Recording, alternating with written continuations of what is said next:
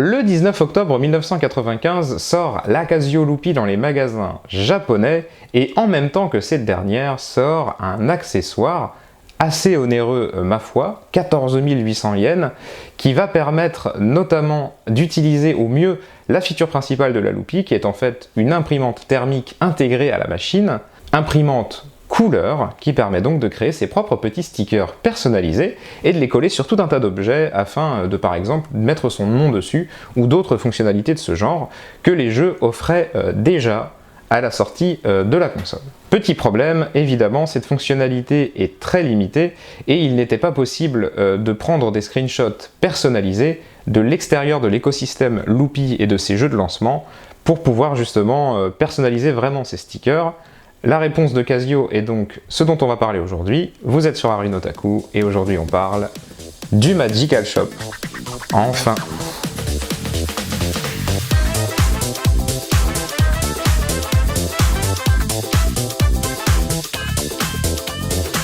Cette vidéo sera donc axée en deux parties principales. La partie que vous voyez actuellement, qui est la description du système, du Magical Shop, de sa sortie, de sa genèse, et une deuxième partie où je vais déballer mon exemplaire de Magical Shop qui n'est pas complet, donc ça va être assez rapide, et le test qu'on va faire sur Nintendo 64. On va brancher une Nintendo 64 au Magical Shop et on va faire des petits screenshots, pourquoi pas faire des impressions même de tickets directement pour vous montrer un peu la qualité et ce que ça donne au final. Je vous encourage aussi à regarder deux vidéos qui sont en fait la vidéo sur la Loopy que j'ai sortie il y a déjà quelques mois quand j'ai reçu la machine, qui vous expliquera un peu plus l'histoire de la deuxième et dernière console de Casio, la Loopy sortie en 95 et très vite abandonnée, une 32 bits à cartouche. Pas tous les jours qu'on en croise, donc ça peut être intéressant. Et aussi en deuxième vidéo, je vous encourage à voir le live sur le Magical Shop que j'ai fait quand je l'ai reçu.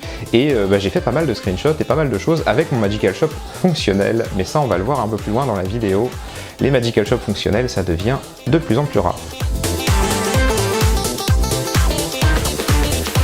Pour étendre donc les capacités de la Loopy et ne plus avoir la frustration de n'utiliser que des jeux conçus pour la Loopy pour faire des stickers, donc des jeux assez limités qui fournissent juste des dessins qui vous permettent d'être imprimés sur des stickers, et bien Casio a réfléchi à sortir directement un périphérique externe qui permet à l'utilisateur de connecter des câbles RCA, ces fameux câbles jaunes, blancs et rouges, qui vous permettent donc de véhiculer la vidéo et l'audio d'un magnétoscope par exemple, ou d'un appareil photo numérique de l'époque, 1995, rappelez-vous. Vous pouvez donc, avec ce signal vidéo, faire un screenshot, capturer directement sur la console, ajouter ou modifier des textes par-dessus ou des petits dessins par-dessus, juste avant de les imprimer, donc soit tout seul, soit en série, sur des stickers couleur qui seront ensuite collables n'importe où. On ne sait pas trop pourquoi Casio a décidé de faire un périphérique externe de cette chose plutôt que de l'intégrer directement à la console, ce qui aurait été quand même un petit peu plus acceptable compte tenu du prix de 14 800 yens, pour rappel, l'équivalent de 120 de nos euros. C'est énorme pour un accessoire qui ne fournit que cette feature. C'est un peu dommage, c'était vraiment trop cher pour ce que c'était. On se demande pourquoi Casio ne l'a pas intégré à la console, peut-être était-ce pour baisser les coûts pour les gens qui ne voulaient pas forcément cette feature, sans doute pour ça en tout cas, ou alors c'est arrivé trop tard dans la recherche et développement de la console et cette idée de pouvoir importer des sources personnalisées. En tout cas, ce fut un échec cuisant. L'appareil ne s'est pour ainsi dire pas du tout vendu, ce qui fait qu'il a été très peu distribué par Casio au magasin, et qui fait de lui aujourd'hui un accessoire très dur à trouver et extrêmement cher, puisqu'évidemment vous connaissez l'offre et la demande, plus il y a de demandes, plus l'offre est rare et plus l'offre est chère, fatalement. Ça fait que le Magical Shop est un objet extrêmement cher, extrêmement rare. L'appareil se branche donc directement sur le port cartouche de la Loopy. Pour rappel, le port cartouche de la Loopy il a un système de lock. On y reviendra un peu plus tard, mais c'est assez important de le préciser. Elle a le même design, les mêmes couleurs, un gros bouton eject qui est plus petit que le bouton eject gigantesque de la Loopy. On a affaire du coup à un périphérique qui se marie très bien avec la Loopy, mais pas de blocage du port cartouche supplémentaire qui est rajouté sur ce périphérique. Et là vous allez me dire, mais pourquoi il y a un port cartouche sur un périphérique pour capturer de la vidéo? Ça n'a aucun sens. Le port cartouche sur le périphérique sert de passerelle tout simplement au port cartouche de la Loopy. Ça vous permet d'avoir le Magical Shop connecté tout le temps sur la Loopy sans avoir à le déconnecter. C'est pratique parce que si vous mettez souvent des câbles derrière, ça vous évite à débrancher les câbles, débrancher le périphérique, rebrancher le périphérique, rebrancher les câbles quand vous voulez faire un sticker, et ainsi de suite. C'est plutôt bien conçu. Ça reste un énorme champignon qu'on met sur la machine à la manière d'une 32X, mais ça reste quand même bien étudié dans le sens où vous pouvez toujours le garder sur la console et les jeux passeront quand même. Il est à noter que le jeu Magical Shop démarre donc quand vous n'avez pas de cartouche dans le périphérique, vous avez Magical Shop qui démarre. C'est un jeu fait par Armat Corporation, c'est leur première collaboration avec Casio, et leur dernière collaboration avec Casio, c'est Chakra-kun Charm Paradise, qui est un jeu Casio Loopy et qui est surtout le tout dernier jeu de la machine.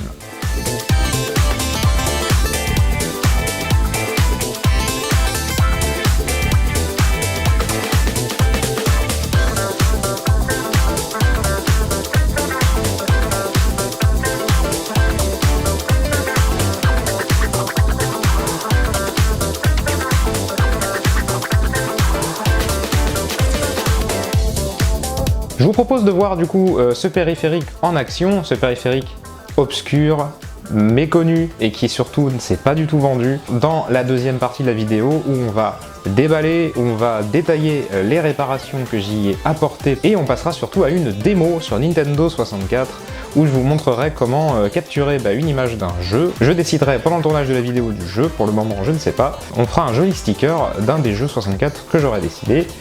Je vous donne donc rendez-vous dans la deuxième partie, à tout de suite.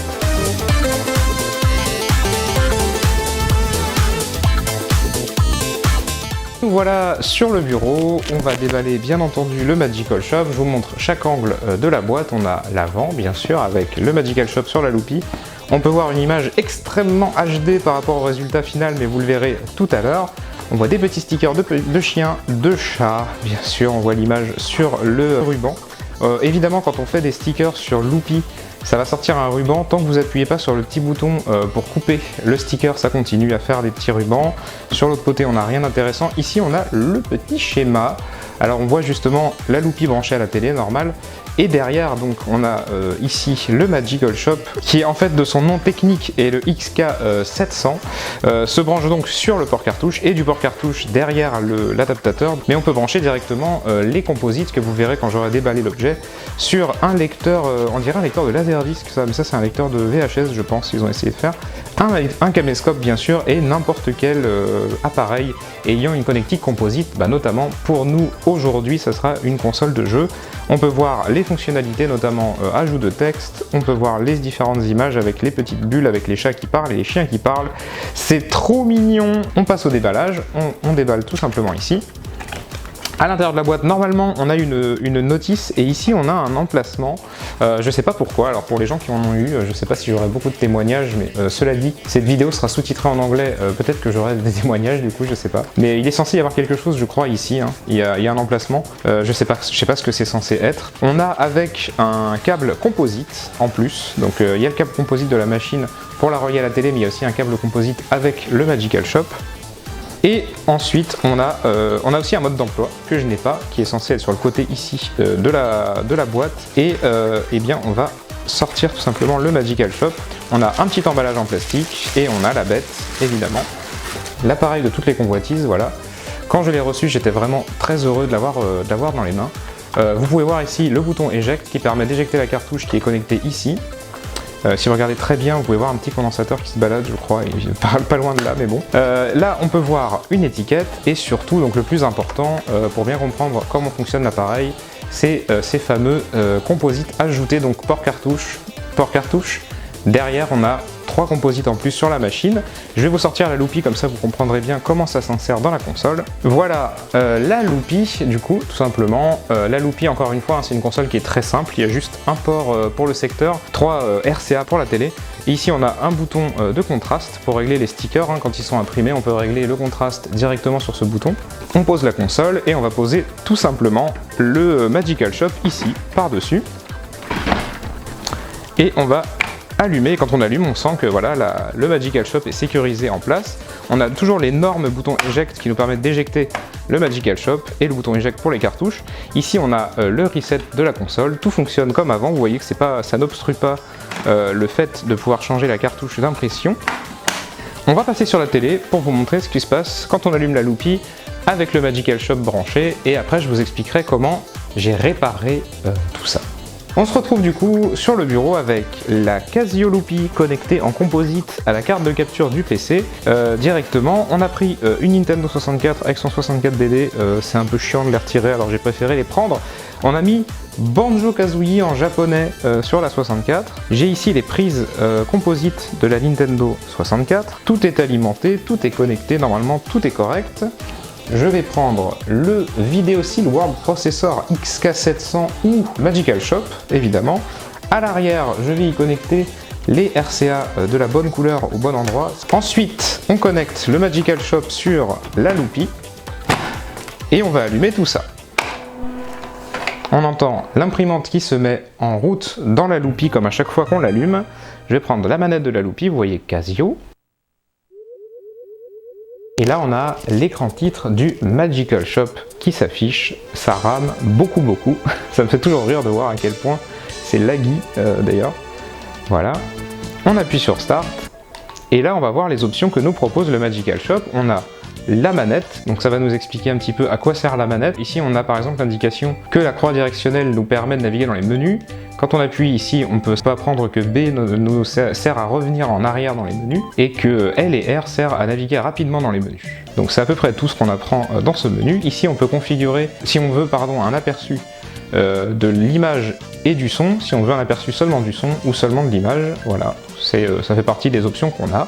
Et ensuite on a l'option intéressante, c'est-à-dire l'option Seal, qui nous permet de choisir ce qu'on veut justement imprimer. Là on peut carrément faire un seul et unique sticker, ce qu'on va faire dans cette démo, ou sinon on pourrait faire plusieurs stickers et se servir du petit bout de plastique qui est fourni avec la Loopy et qui permet d'aligner les stickers pour en faire des lignes parfaites et justement prendre une capture de plusieurs images. Donc on va faire plutôt single. Voilà, donc on confirme qu'on veut faire single. Ici, pour le moment, il n'y a aucun signal qui rentre dans la console, c'est normal. Là, on nous demande si on est prêt, que le signal est bon. Je vais faire exprès de dire qu'on est prêt sans signal, donc on a un message d'erreur. Voilà, la Loopy ne reçoit pas de signal. Pour y remédier, j'allume la Nintendo 64. Et elle nous signale qu'elle a récupéré le signal et donc on va pouvoir, je pense de toute façon qu'on va juste capturer l'écran titre parce que c'est quand même le truc le plus joli à imprimer sur des consoles et surtout sur Banjo-Kazooie japonais, je trouve vraiment que l'écran titre est d'une beauté. Je trouve plus beau qu'en anglais bien sûr, c'est normal, hein, parce que je pense que je l'ai moins vu donc forcément il me paraît plus joli. Donc là on a le son du jeu. Da. Toujours un jeu exceptionnel, hein, même en japonais, il est juste incroyable ce jeu. En 60 Hz, bien sûr, puisqu'il est en japonais. On va skipper l'intro. Et on va faire la capture de préférence quand il n'y a pas marqué Press Start button, évidemment, pour avoir une capture nette, même si c'est pas écrit apparemment. On va attendre d'avoir un fond à peu près un peu plus correct que juste de la pelouse. Et voilà, donc là on a un fond avec notamment Banjo qui vient de défoncer un ennemi. On a l'écran qui devient noir et blanc, alors ça c'est normal, c'est un aperçu, c'est pour vous signaler. Il faut savoir qu'au moment où on capture l'image, donc ce moment-là en fait, le moment où tout s'arrête, et qu'on fait OK, donc là il y a OK et annulé tout simplement. Si on fait OK, vous allez voir ce qui se passe. Voilà, donc là on a justement l'écran qui redevient en couleur. On a le fameux scan de haut en bas de l'image qui va justement prendre l'image du Seal World Processor et le mettre dans la console pour pouvoir le rendre prêt à être imprimé par l'imprimante. Donc cette phase-là ne fonctionne pas si vous achetez votre Magical Shop et qu'il est défectueux. Je vais donc vous montrer là tout de suite des images qui vont défiler de l'opération qu'il faut faire pour rendre le Magical Shop de nouveau opérationnel.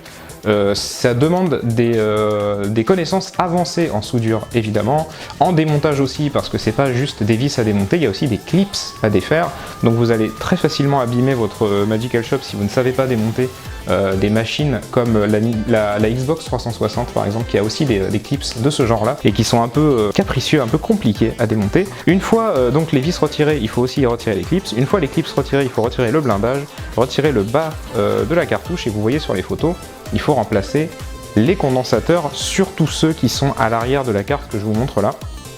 C'est les plus importants à retirer, et une fois qu'ils sont remplacés, eh bien vous avez accès justement à ce scan complet de haut en bas de l'image, et ça vous permet de faire des screenshots et de faire OK. Donc là c'est encore une fois OK annulé, et là vous pouvez justement dans ce menu soit configurer l'imprimante, soit refaire une capture, soit modifier le sticker. Donc ici on a le choix de faire du texte par exemple, on peut mettre Banjo-Kazooie, on va écrire, même si c'est pas très utile. Je sais même pas s'il y a la place d'écrire Banjo-Kazooie, on va essayer d'écrire correctement déjà. Ça va déjà bien. Banjo. On va écrire juste Banjo en un premier temps parce que ça va être compliqué en fait d'écrire Banjo et Kazooie. Donc on peut régler la taille et l'emplacement de Banjo. Donc Banjo ici. On va changer la couleur. Donc on peut changer la couleur, vous voyez en haut du texte. Donc Banjo c'est en bleu avec les contours jaunes. Apparemment, voilà, c'est ça. Et on va pas mettre de fond. Ça, c'est la couleur de fond, si on veut mettre une couleur de fond, mais on va pas en mettre. Ça sera plus joli comme ça. Et on peut régler la taille ici. Alors justement, on va mettre en pas trop grand. OK. Et il va se repositionner correctement. Et si on fait OK, donc là vous avez vu, j'ai validé avec OK. Je vais faire un deuxième texte et je vais marquer à la place Kazooie. Donc vous voyez que là je fais L et R pour aller rapidement à gauche et à droite. C'est assez pratique. Voilà, on valide. C'est très sensible hein, pour info.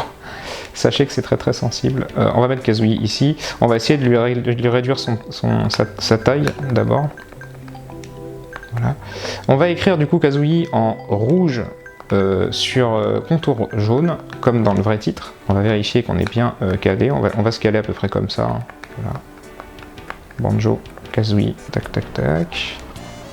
Voilà, et là on dit setup l'imprimante, donc on choisit le nombre de copies, on choisit le nombre de stickers à faire pour cette copie, et ainsi de suite. Et là on fait valider l'impression. Et là il envoie les données directement à l'imprimante, donc je vais vous changer d'angle de vue. À l'écran il n'y a rien, il n'y a pas grand chose qui arrive, mais le sticker est en train de se faire imprimer, comme vous le voyez, et on va voir justement la qualité du sticker. Imprimer un sticker sur Loopy, ça peut être un processus assez long, mais la qualité et le résultat, je trouve, sont vraiment exceptionnels, comparativement par exemple à une Prefun ou surtout au Game Boy Printer, qui est assez terrible. Donc là, on voit que c'est fini, donc on peut faire recommencer, donc on peut réimprimer ou on peut quitter. Et voilà. On va appuyer ici pour couper le sticker. Et on va vous montrer la qualité, voilà la qualité d'impression. J'ai mis le contraste volontairement un peu bas pour avoir justement une qualité plus proche de ce qu'on va retrouver sur une télé dont le composite serait mieux réglé. En tout cas, je trouve que là, la luminosité est plutôt bonne au niveau sticker, on peut voir de loin ce qu'on a à l'écran. Ça va très vite avec le contraste si on le règle trop haut, d'avoir quelque chose de trop sombre. Là, je trouve que je suis à une qualité moyenne qui est plutôt bonne. Voilà, on peut retirer l'autocollant, vous pouvez voir ici, c'est autocollant. Et on peut le coller un petit peu où on veut. Je vais vous montrer les autres stickers que j'ai fait avec cette imprimante. Donc les autres stickers c'était Burning Rangers notamment sur Saturn. Alors la Saturn évidemment elle sort un composite extrêmement net, je trouve, encore une fois. J'avais fait la notice de Tails avec marqué Yamete, ne me demandez pas pourquoi. C'était la notice dans Sonic Jam sur Saturn, encore une fois, de Sonic 2. Et là on a Pilot Wings sur Nintendo 64, encore une fois, avec marqué Haruno Taku en dessous pour le titrage. Et voilà, c'est à peu près tout, hein. Je vous retrouve du coup pour la conclusion de cette vidéo.